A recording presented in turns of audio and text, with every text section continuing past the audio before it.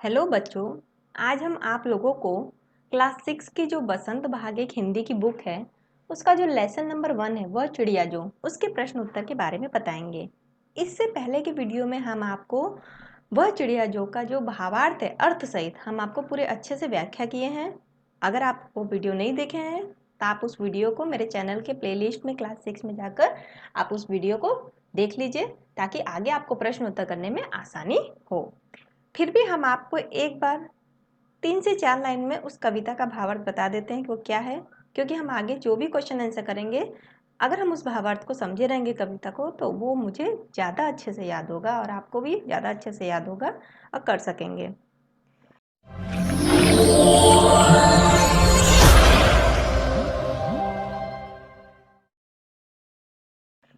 इस कविता में कवि ने बताया है कि एक नीले पंखों वाली छोटी सी एक संतोषी चिड़िया है जिसे अन्न से अनाजों से बहुत प्यार है और वो एकांत मतलब अकेले में भी बड़े उमंग से बड़ी हंसी खुशी से रहती है और अपने गले को खोलकर एक बूढ़े घने वन में गाती रहती है और वह बड़े संतोष के साथ दूध भरे ज्वार के दाने को भी खाती है और उसे नदी से भी बहुत प्यार है। कवि कहते हैं कि उसे स्वयं पर बहुत गर्व भी है। वह उफनती हुई बड़ी से बड़ी नदी में साहस के साथ जाती है और वहां जाकर मोती जैसे जल के बूंदों को भी अपनी चोंच में भर लेती है और अपने प्यास को बुझा लेती है। और इस कविता के जरिए कवि ने अपने अंदर की जो कल्पित नीले चिड़िया के माध्यम से मनुष्य के महत्वपूर्ण गुणों को उजागर किया है। तो ये था एक छोटा सा भावार्थ मतलब एक सारांश जो कविता का। और भी अच्छे से डिटेल में चाहते हैं तो आप हमारे प्लेलिस्ट में भी जाकर क्लास 6 के हिंदी में के प्लेलिस्ट में जाकर वह चिड़िया जो का भावार्थ सुन सकते हैं। तो चलिए अब शुरू करते हैं पाठ्य पुस्तक के प्रश्न उत्तर। वह चिड़िया जो, इसका जो पहला प्रश्न है वो क्या है? पहला प्रश्न कि कविता पढ़कर तुम्हारे मन में चिड़िया का जो चित्र उभरता है उस चित्र को कागज पर बनाओ। तो आपको इसका एक फोटो बनाना है। आप उस फोटो में चाहे तो एक नीले पंखे वाली सुंदर चिड़िया को बना सकते हैं या फिर चिड़िया जो मधुर स्वर में जंगल में गाती है मतलब मुंह खोली हुई चिड़िया, जिससे पता चले कि वो चू चू करके वो अपने मधुर स्वर से गाने को गा रही है। और या तो फिर आप बना सकते हैं कि बहता हुआ नदी का पानी हो जहाँ से चिड़िया क्या कर रही हो, पानी की बूंद को ले रही हो। इस तरह का भी चित्र बना सकते हैं। और चिड़िया का आकार छोटा होना चाहिए क्योंकि यहाँ छोटी चिड़िया का बात किया जा रहा है और नीले पंखों वाली। तो इस तरह आप कोई भी चित्र बना सकते हैं। चलिए अब आगे बढ़ते हैं नेक्स्ट क्वेश्चन में। नेक्स्ट क्वेश्चन में क्या पूछ रहा है? नेक्स्ट क्वेश्चन में पूछ रहा है कि तुम्हें कविता का कोई और शीर्षक देना हो तो क्या शीर्षक देना चाहोगे? उपयुक्त शीर्षक सोचकर लिखो। अब ऊपर दिए गए शीर्षक को सोचकर हम लोग को लिखना है। अभी इसमें तो वह चिड़िया जो नाम दिया गया है, ठीक है, कविता का नाम क्या दिया गया? वह चिड़िया जो। अगर आपको देना होगा तो आप क्या, अगर हमें इस कविता का नाम जैसे शीर्षक देना होगा तो हमने क्या दे दिया है यहाँ पे? छोटी चिड़िया, ठीक है, या तो फिर नीले पंखों वाली चिड़िया। इस तरह बहुत सारा शीर्षक हम दे सकते हैं। अगर आपके भी मन में कोई शीर्षक है तो आप भी उसे लिख सकते हैं कि इस कविता का और क्या नाम हम दे सकते हैं। चलिए आगे बढ़ते हैं। Next question, question number 3। अब क्या पूछा जा रहा है कि इस कविता के आधार पर बताओ कि चिड़िया को किन किन चीजों से प्यार है। इसमें आपका 3 पंक्ति दिया हुआ है कविता का। तीनों पंक्ति में कविता के 3 चीजों से चिड़िया का प्यार को दर्शाया गया है। तो इस कविता के आधार पर क्या किया गया है? नीलो पंखों वाली छोटी सी चिड़िया। इस कविता में क्या है? नीलो पंखों वाली छोटी सी चिड़िया है जिसको दूध भरे ज्वार के दानों को खाना क्या है? बहुत पसंद है। किससे प्यार है? दूध भरे ज्वार के दानों को खाने से प्यार है, उसे बहुत पसंद है, उसे अन्न से बहुत प्यार है। और इस चिड़िया को जंगल से भी क्या है? बहुत प्यार है। और वो जंगल में रह के क्या करती है? मीठे स्वर में मधुर और सुरीला गीत भी गाना बहुत पसंद करती है। और चिड़िया को अकेला रहना पसंद है, ठीक है, और वह नदी से भी बहुत प्यार करती है। तो इन इन पंक्ति में इन इन चीजों के बारे में चिड़िया किन किन से प्यार कर रही है इसको बताया गया है।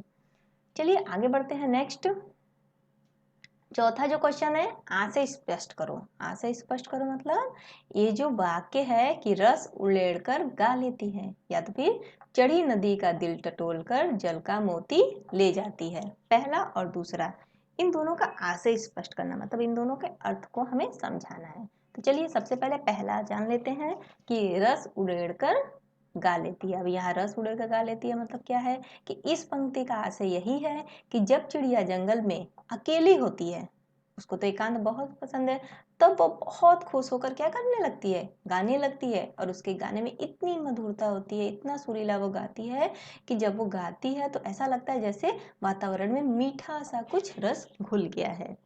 तो इसका आशय यही है कि रस उड़ेलकर मतलब मीठे रस में वो गा रही है। जब वो अकेली होती है जंगल में तो वो खुश होकर गाना गाने लगती है, और गाने में इतनी ज़्यादा मधुरता होती है कि जब वो गाती है तो ऐसा लगता है जैसे वातावरण में मीठा रस घुल गया है। आगे बढ़ते हैं नेक्स्ट। अब दूसरा क्या था, चढ़ी नदी का दिल टटोलकर जल का मोती ले जाती है। अब चलिए दूसरा के बारे में समझ लेते हैं, दूसरे पंक्ति का आशय क्या है। अब इस पंक्ति का आशय यह है कि वो जो छोटी सी चिड़िया है वो उफनती हुई नदी, चढ़ी नदी मतलब उफनती हुई बहती हुई तेजी से नदी में बिल्कुल भी नहीं घबराती है, और वो क्या करती है, वह उफनती हुई नदी में बड़े साहस के साथ जाती है और जाकर मोती जैसे जल के बूंदों को अपने चोंच में भर लेती है और अपने प्यास को बुझा लेती है। और वह नदी की भावनाओं का भी ध्यान रखती है, नदी का दिल टटोलकर उसके जल से अपनी प्यास को बुझा लेती है। तो यही है दूसरे पंक्ति का आशय। नेक्स्ट अब आते हैं अनुमान और कल्पना।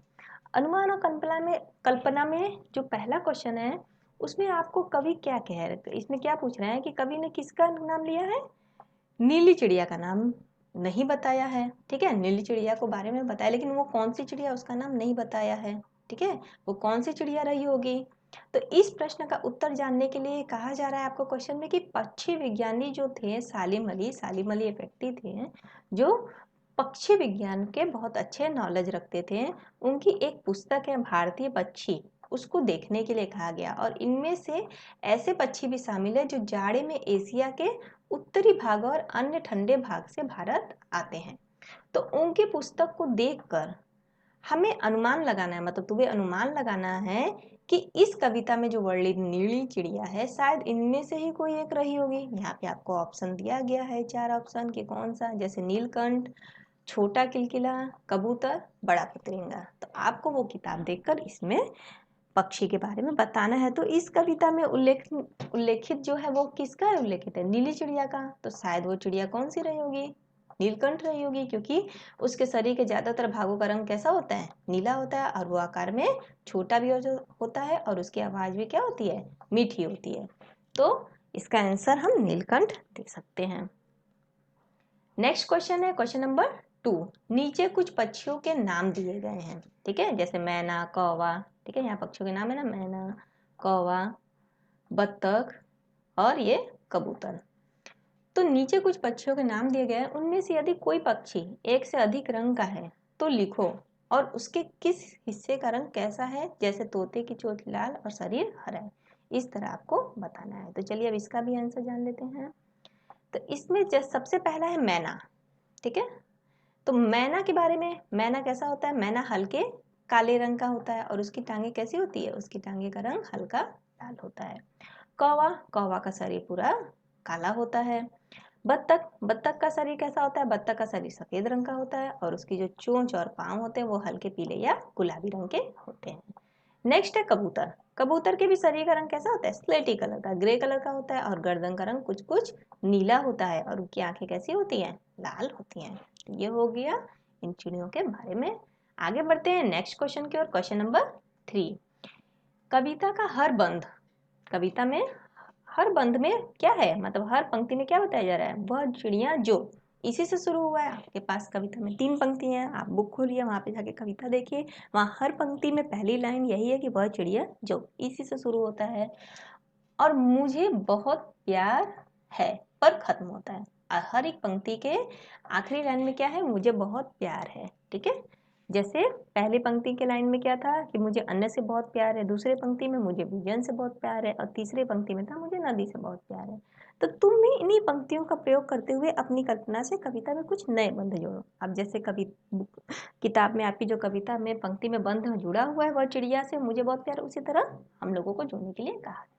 तो मैंने यहाँ पे एक स्टेंजा, एक पंक्ति बनाया है जिसमें मैंने इस बंध को जोड़ा है। जैसे वह चिड़िया जो ची ची करती, सबके मन को भाती है, पंख पसारे वह आसमान में उड़ जाती है, उसे गगन से बहुत प्यार है। तो ये मैंने एक पंक्ति बनाया है उसी बंध को जोड़कर। आपको अच्छा लगे तो लिख लीजिए, याद कर लीजिए, या तो फिर आप भी इसी तरह के खुद से पंक्ति बनाकर इसे लिख सकते हैं। चलिए अब आगे बढ़ते हैं। Next question, question number 4। Question number 4 में हमसे ये पूछ रहा है कि तुम भी ऐसी कल्पना कर सकते हो कि वह फूल का पौधा जो पीली पंखुड़ियों वाला है महक रहा है, वो कौन है? वो मैं हूं।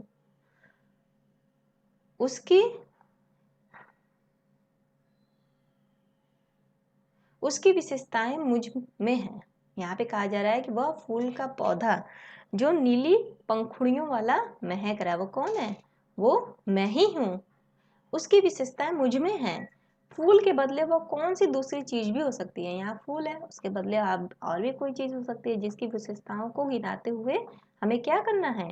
उस चीज से अपनी समानता को बता सकते हो। ऐसी कल्पना के आधार पर कुछ पंक्तियां लिखो।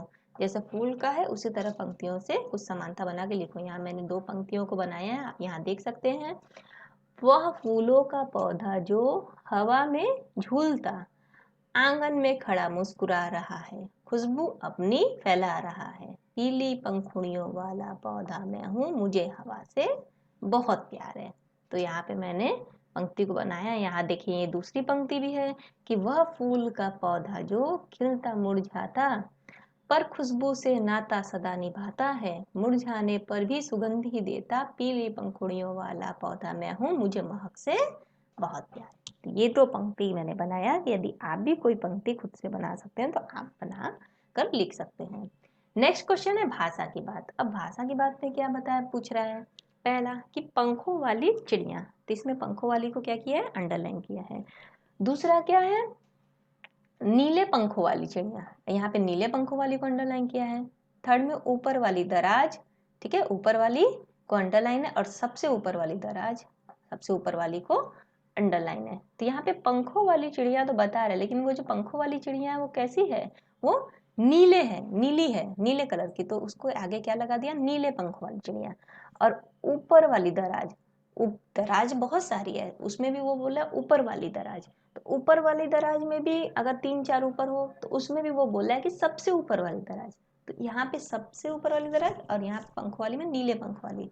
अब देखिए यहाँ पे कह रहा है कि यहाँ पे जो रेखांकित मतलब जो अंडरलाइन शब्द है उस विशेषण का काम कर रही है। किसका काम कर रही है? विशेषण का काम। जैसे चिड़िया के लिए चिड़िया कैसी है? पंख वाली है, ठीक है। और यहाँ पे चिड़िया कैसी है? नीले पंख वाली है। यहाँ पे दराज ऊपर वाली है और यहाँ का दराज क्या है? सबसे ऊपर वाला। तो ये जो सभी अंडरलाइन की हुई शब्द है ये सब क्या है? विशेषण का काम कर रहे हैं। और ये शब्द चिड़िया और दराज संज्ञाओं की विशेषता को बता रहा है। यहाँ पे ये जो संज्ञा है दराज और चिड़िया, इन दोनों की विशेषताओं को ये अंडरलाइन किए हुए जो शब्द है वो बता रहे हैं। तो रेखांकित शब्द क्या हो गए? विशेषण हो गए। ये जितने भी संज्ञा है इसकी विशेषता बता रहा है, इसीलिए ये अंडरलाइन किए हुए शब्द क्या है? विशेषण है। और चिड़िया और दराज क्या हो गया? ये विशेष हो गया। अब यहाँ वाला और वाली जोड़कर देख रहे हैं ना, यहाँ पंखों वाली, ऊपर वाली, तो वाला या वाली जोड़कर बनने वाले कुछ और विशेषण दिए गए हैं। तो ऊपर दिए गए विशेषणों की तरह इनके आगे भी एक एक विशेषण हम लोगों को जोड़ना है, ठीक है। जैसे यहाँ पे फॉर एग्जाम्पल में दिया है मोरों वाला बाग, ठीक है, ये है ना मोरों वाला बाग, पेड़ों वाला घर, फूलों वाली क्यारी, स्कूल वाला रास्ता, ठीक है। और क्या क्वेश्चन में? हंसने वाला बच्चा और मूंछों वाला आदमी। तो इस तरह जो दिया हुआ है, अब इसका आंसर जानते हैं। जैसे यहाँ पे है सुंदर मोरों वाला बाग, बाग कैसा है? यहाँ पे क्या लगा दिया हम लोगों ने? सुंदर लगा दिया विशेषण, तो क्या हो गया? सुंदर मोरों वाला बाग। पेड़ों वाला बाग में जैसे हरे भरे पेड़ों वाला बाग। अब फूलों वाली क्यारी, तो कैसी फूलों वाली क्यारी है? मैंने क्या विशेषण लगा दिया? सतरंगी फूलों वाली क्यारी। स्कूलों वाला रास्ता, वो रास्ता कैसा? पथरीली स्कूल वाला रास्ता। हंसने वाला बच्चा में क्या? आगे लिख दिया हम लोगों ने खुलकर, तो खुलकर हंसने वाला बच्चा। अब मूछों वाला आदमी में लंबी मूछों वाला आदमी। तो ये हमारे क्वेश्चन का क्या हो गया, आंसर हो गया। यहाँ पे क्या लगाने को बोल रहा था, इसी तरह एक एक विशेषण। तो यहाँ पे हम लोगों ने सुंदर, हरे भरे, सतरंगी, पथरीली, खुलकर, लंबी, इसका विशेषण को लगा दिया। अब आगे बढ़ते हैं नेक्स्ट क्वेश्चन, क्वेश्चन नंबर 2। वह चिड़िया, ठीक है, फिर उसके बाद गैप देके कह रहा है क्या, जुंडी के दाने, जुंडी के दाने अरुचि से खा लेती है। ये पैराग्राफ के बारे में बता रहा है, स्टेंजा के बारे में। फिर से वह चिड़िया और क्या, रस उड़ेलकर, ये रेस है सॉरी, रस होगा, रस उड़ेलकर गा लेती है। तो यहाँ पे क्या पूछा जा रहा है हम लोगों से कि कविता के इन पंक्तियों में मोटे छापे वाले, यहाँ पे जैसे ये ब्लू कलर में मैंने कर दिया, बुक में आपके ये मोटे अक्षरों में होगा, ठीक है, बोल्ड में। तो मोटे छापे वाले शब्दों को ध्यान से पढ़ो, जैसे रुचि से और रस उड़ेलकर। तो पहले वाक्य में क्या है, रुचि से, रुचि से क्या मतलब है कि जैसे खाने की ढंग की रुचि। और दूसरे वाक्य में क्या बताया गया है, अंडरलाइन करके बोल्ड करके, ये रस उड़ेलकर। तो रस उड़ेलकर गाने का ढंग की विशेषता बता रहे हैं। किसकी विशेषता यहाँ पे बता रहा है, गाने के लिए, कि गा लेती है, और यहाँ पे रुचि से खा लेती है, खाने की विशेषता। तो ये दोनों क्या हो गए, क्रिया विशेषण हो गए। तो नीचे दिए गए वाक्यों में कार्य ढंग या रीति से संबंधित क्रिया विशेषण शब्द को आपको छांटना है। नीचे कुछ सेंटेंस है, इसी तरह जैसे इसमें क्रिया विशेषण है, इसी तरह नीचे भी हम लोगों को छांटना है। वो खा रही है, वो जो क्रिया कर रही है, वो क्रिया किसकी विशेषता, कैसे कर रही है, रुचि से कर रही है। तो क्रिया विशेषण क्या हो गया हमारा, यहाँ पे रुचि हो गया। और गा रही है, वो कैसे गा रही है, रस उड़ेलकर, मतलब मीठे मीठे स्वर में। तो ये क्या हो गया, क्रिया विशेषण हो गया। तो आगे भी बहुत सारे सेंटेंस है, जैसे सोनाली जल्दी जल्दी मुंह में लड्डू ठूसने लगी। दूसरा है गेंद लुढ़कती हुई झाड़ियों में चली गई। भूकंप के बाद जनजीवन धीरे धीरे सामान्य होने लगा। कोई सफेद सी चीज थप से आंगन में गिर गई। टॉमी फुर्ती से चोर पर झपटा। तेजिंदर सहम कर कोने में बैठ गया और आज अचानक ठंड बढ़ गई। तो ये सारे क्वेश्चन है, अब हम इसमें से जानेंगे कौन कौन सा क्रिया विशेषण है। तो आप देख रहे हैं कि जो जो रेड कलर में वो सब क्या है, इसका क्रिया विशेषण। जैसे सोनाली जल्दी जल्दी मुंह में लड्डू ठूसने लगती है, तो सोनाली का यहाँ पे कौन सा सेंटेंस है, जल्दी जल्दी जो है हमारा क्रिया विशेषण है, ठीक है। नेक्स्ट है गेंद लुढ़कती हुई झाड़ियों में चली गई। तो यहाँ पे क्या क्रिया विशेषण हो जाएगा, लुढ़कती हुई। गेंद कैसे जा रही है झाड़ियों में, लुढ़कती हुई। भूकंप के बाद जनजीवन धीरे धीरे सामान्य होने लगा। तो यहाँ पे धीरे धीरे क्या हो गया, हमारा क्रिया विशेषण हो गया। कोई सफेद सी चीज थप्प से आंगन में गिरी। तो आंगन में जो चीज गिरी वो कैसे गिरी, थप्प से गिरी। तो ये इसकी क्रिया विशेषण हो गया। टॉमी फुर्ती से चोर पर झपटा। तो टॉमी तो चोर पर झपटा, पर वो कैसे झपटा, फुर्ती से। तो ये इसका क्रिया विशेषण हो गया। तेजिंदर सहम कर कोने में बैठ गया। तेजिंदर कोने में बैठ गया, लेकिन कैसे बैठा हुआ है, वो पूरा सहमा हुआ है। तो ये इसकी क्रिया विशेषण हो गई।